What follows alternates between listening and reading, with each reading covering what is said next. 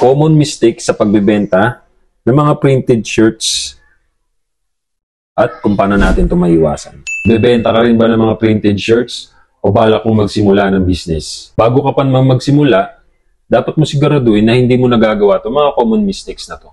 At madalas yung mga baguhang sellers ay sumasablay sa mga ganito.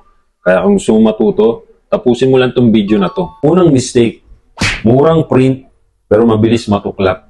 Alam mo yun, yung kakabili mo lang kahapon ng t-shirt, tapos paglaba mo kinagabihan, kinabukasan, tuklap na yung print. Yan yung unang problema.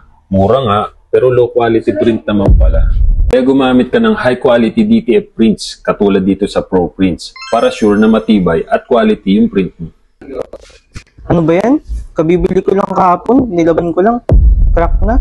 Mistake number 2, mali yung target market mo. Hindi porket printed shirt, benta agad. Dapat alam mo yung target market mo. Halimbawa, mahilig ba sila sa anime, sa basketball, or anong pang iba. Dapat alam mo kung ano yung hilig ng customer mo. Mistake number 3, wala kang maayos na branding. Kung gusto mo makilala yung brand mo, dapat may solid branding ka. Iba yung dating pag may mga sarili kang logo, gaya na to, Pro Prints, saka yung mga branding. Dito pa lang, magkakaroon ka ng trust sa recall sa mga customers mo. Mistakes number 4, ang bagal o ang tagal mo mag-reply sa mga customer mo. Sa dami na nagbebenta ng mga shirts ngayon, hindi pwedeng dapat mabagal ka mag-reply.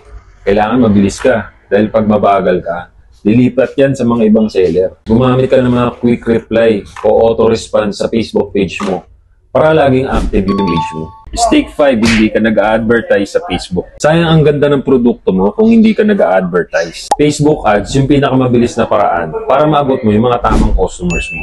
Kahit maliit lang yung puhunan mo, malayo yung mararating ng business mo. So yun mga Pro Prints, ilan lang yan sa mga mistakes na dapat mong iwasan para tuloy-tuloy yung kita ng clothing business mo. Make sure lang na nakapalo ka sa aming FB page and other social media accounts para updated ka sa mga tips at bagong strategies na ipopost namin. At kung interested ka sa DTF printing, call ka lang or text at mag-message sa aming Facebook page. Dahil dito sa Pro Prints, sagot namin yung high quality prints mo sa negosyo mo.